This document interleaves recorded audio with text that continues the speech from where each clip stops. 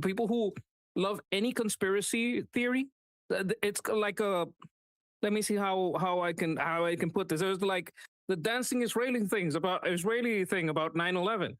Like there's a million ways that you could look at 9/11, right? But you're gonna say that because some guys were dancing, and this has been debunked to death. That means that that's evidence that Israel took down the two towers. You can say a lot of things about 9/11 that are fishy. A lot of failures in intelligence, a lot of looking the other way when people that shouldn't have been in the country got in. There's a lot to say about that. But to say that the Jews did it, the people that say that there was a mini nuke at the base of the tower, ridiculous thing. I think what this does is let me see how I can put this. It puts it that there's so many theories tied to the Jews that anybody that you can get to believe any one of them is just one more person you can weaponize against Israel, against Western powers. Because you got to understand, when you're telling people, oh, the United States is controlled by other people, what you're trying to do is get the people that like the United States say, well, it's not really them, they're being controlled. So then you get to hate the United States, not because you hate the United States, but because it's controlled by other people. So they're trying to use Israel or any other nation that allegedly elites, whatever you want to say, controls the USA, to get the people that like the USA to excuse it. Like, okay, it's not that the US is bad; it's just being controlled by bad people. Like usually, this is like in military terms. When you look across studies, it's very difficult to get a soldier to betray his chain of command, but you can do it. The way you do it is that you get to label the commander a traitor, and then he gets fragged by his own troops, right? So if you are a good American, you love America, but you convince a good American that his leaders are being controlled and they're really moving against the interest of America, then you get that one to become a traitor because they believed in a false reality about what's going on. So that's an aspect of this that I wanted to point out, that first of all, it's ridiculous. If they had these power, they would use it against their literal enemies trying to take their lives right now, number one. And number two, when you put these conspiracy theories, they all revolve around these are good people being controlled. So you can just betray them. You can just attack because it's not their fault. It's the people controlling them. And it gives them an excuse to attack the US, saying it's for their own good because they have bad leaders or controlled leaders.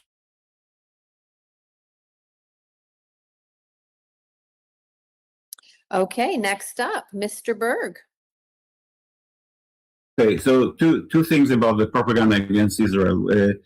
The entertaining bit is what's happening in the Middle East, especially in the Arabic-speaking world. Any crazy idea you can think of, you can sell them. It doesn't matter how crazy it gets.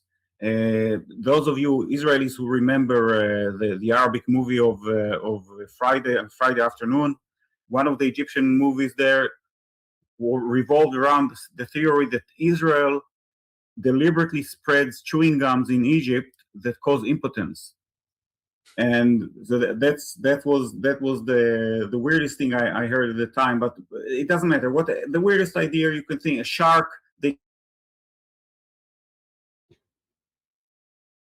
Oh, sharks in the Red Sea. The weirdest shit. UV, your audio got cut for a second a little bit. The problem is with the free world, with the Western world, and the problem there is that, as we say, you cannot wake up a person pretending to be asleep. Those who are bent on tarring Israel, bashing Israel, it doesn't matter what you say to them, because they don't really want to know. They'll buy whatever you can sell them against Israel, and they don't really want to know if it's true or not. They don't care. So that is the main problem. Any story that you put on Israel, they'll accept, just because they're receptive to it already. So it's not so much about the propaganda, it's more about their consumers. And to be honest, other than thinking of methods that YouTube would get you demonetized for, I cannot know how can. Okay. Okay, we have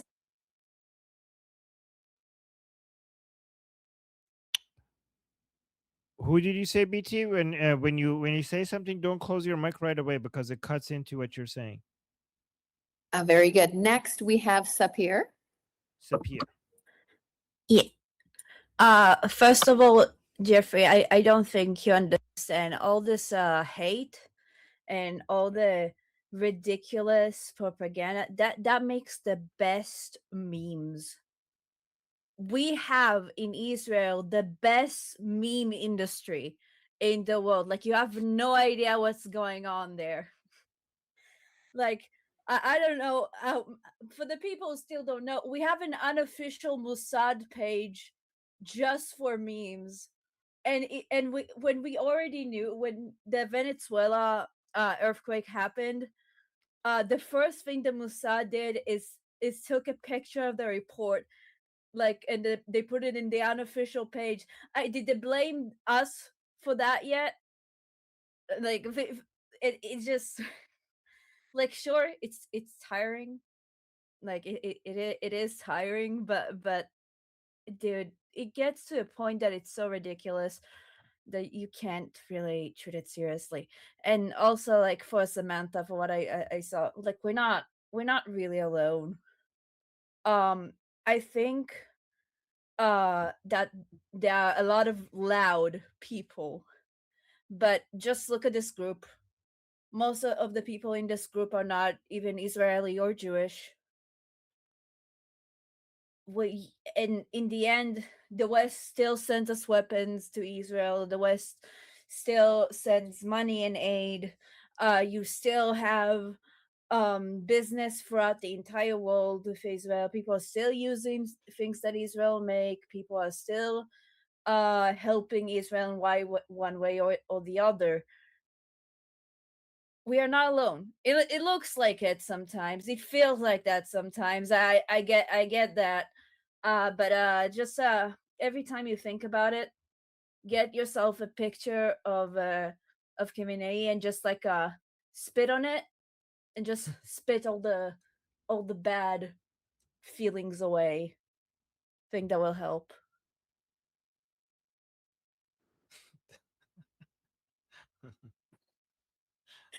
Okay, that's not helping our case that we spit on people we don't like, but if it's just a photo, okay, Mr. Berg, you are up next. I mean, if they have a problem, they can spit back. Okay, so just to give you an idea, it just came up, just remembered, to give you an idea how ridiculous this propaganda is.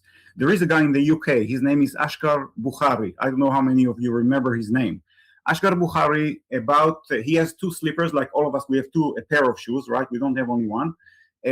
Around approximately 10 years ago, 12 years ago, he misplaced one of his slippers. Like, he had only one, he couldn't find the other one. The guy went on the internet and blamed Mossad for getting into his house and taking one of his shoes to show him, I don't know what, to scare him or whatever it is. And then the Israeli ambassador came out with a tweet, Ashkar, we got your shoe if you want it.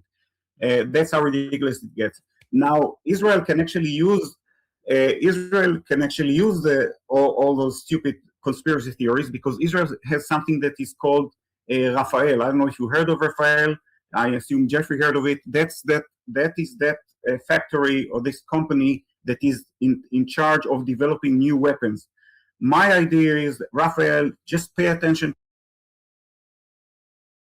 to all those conspiracy theories, because some of them are very good ideas, and it's something you should actually pay attention to, and see whether you can develop sharks with lasers or machines that control the tectonic movement.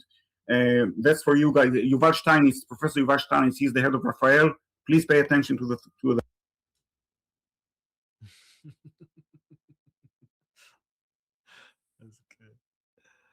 Okay, Uncle Jeff, why don't you close us out and then we will move on to super chats, please. Yeah, I just wanted to, voice that, to make sure you wanted to share, not make sure, to share that you guys are not alone. And tragically, I mean, while we laugh at it, like all the conspiracy, failed hypotheses pushed by the Arab Street, our enemies, leftists, whoever, amplified by predatory opportunities like Alex Fuck the Duck Jones on, oh my God, it was like they used nanites and it was the Israelis that did that, or it was like, what did he else? He said something like former President George W. Bush was a reptilicon and all this other insane shit. The issue is it had some impact on national will regarding interventionist foreign policy, right? And that played a role in undermining, in part, our impetus to take down the Mullah regime in 2005. I mean, that's what these idiots are doing now. I mean, it's the same stupid shit. It was Jewish earthquake machines that crushed the. That's the reason why Venezuela collapsed. That's fucking crazy. I just wanted to let you know again that, and as someone who was deployed at ground zero, like 100 feet away from the burning rubble, 22 hours a day, every day, like it's ungodly, like not beyond insulting, like offensive to hear all this insane shit. It's like offensive to the guys that died. It's offensive to our Jewish allies that had our back immediately after the terrorist attack of September. I'll never forget what they did. Like we got hit and you had all those dickheads celebrating about how we got, 3,000 of our citizens got stolen, just under. And so Israel hit them all up and down their border with rockets. And Israel was saying, you know what? Our big brother just got sucker punched. If you do it again tomorrow, we're going to give you more rockets, motherfucker. We got their back. Like, I'll never forget that shit. I guess in some ways, this is my way of saying that it goes both ways. I got you. There are patriots here that got your back.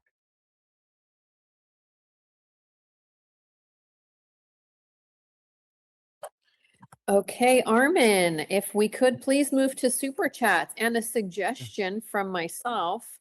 If you super chat $50 or more, Uncle Jeff will give you your very own Uncle Jeff nickname.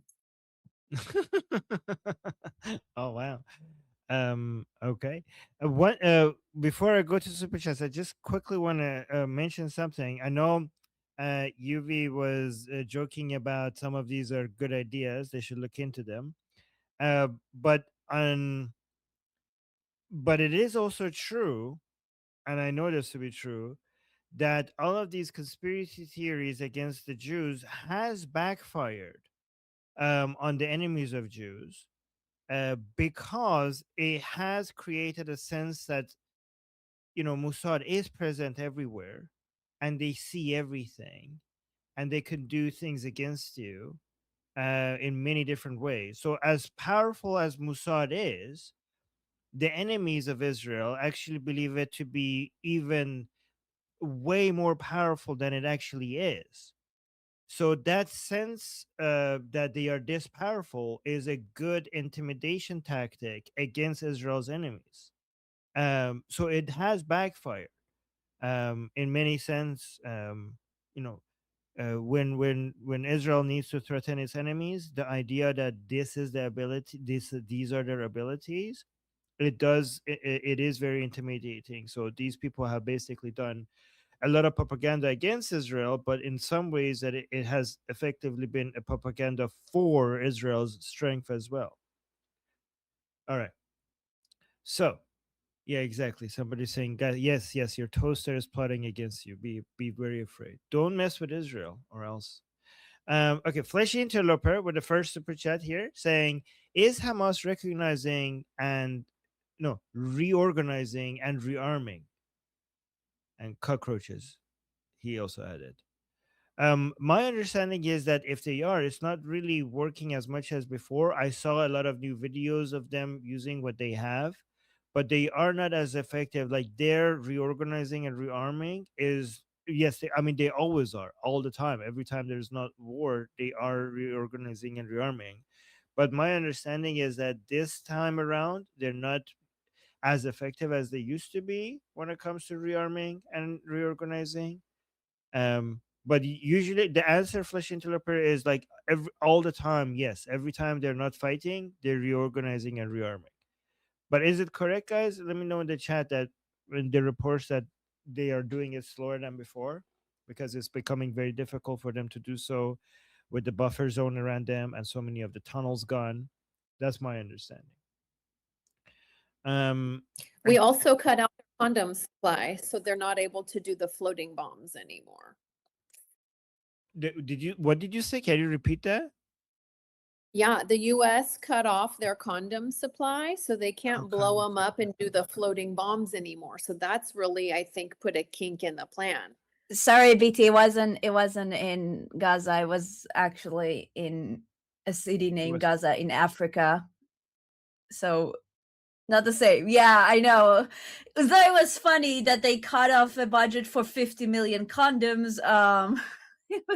Okay, it was but in yeah, so but it is true that people in Gaza were using condom balloons thing, as a weapon. That part is true.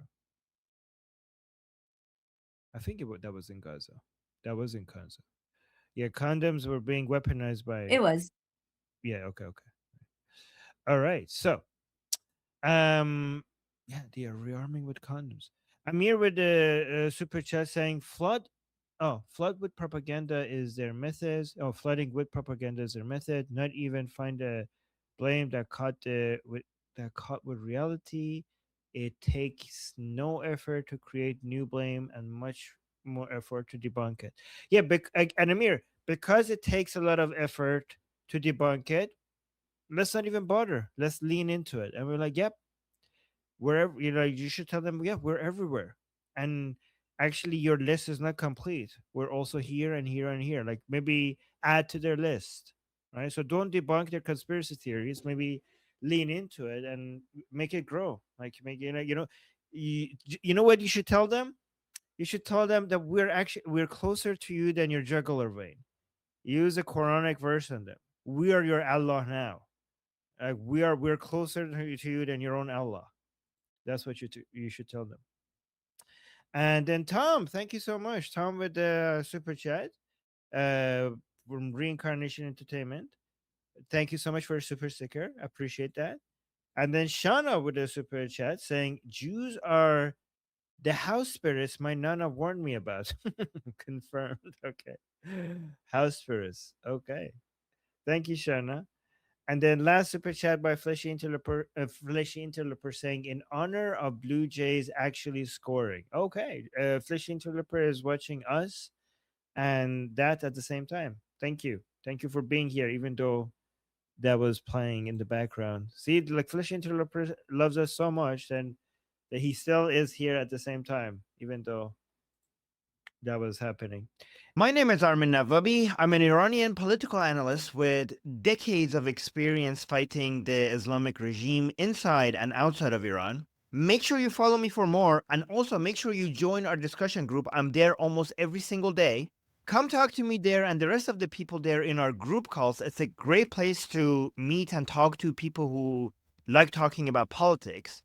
The link is in the description and or in the bio. You could also get there by scanning the QR code on the screen. See you there.